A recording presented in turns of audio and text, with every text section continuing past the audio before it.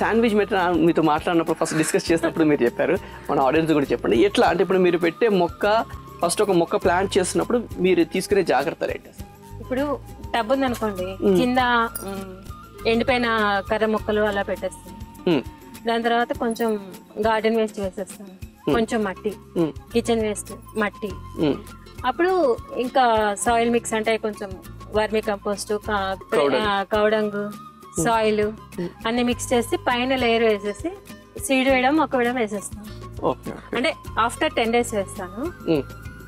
ఈ సీడ్ పెరిగేసరికి మొక్క వేసరికి కింద అంతా మట్టి అయిపోతుంది.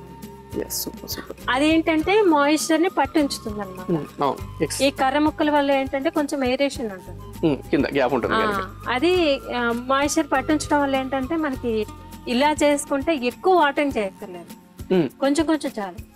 అది కూడా ఈ వాటర్ లిల్లీలో వాటర్ వేసేస్తాను.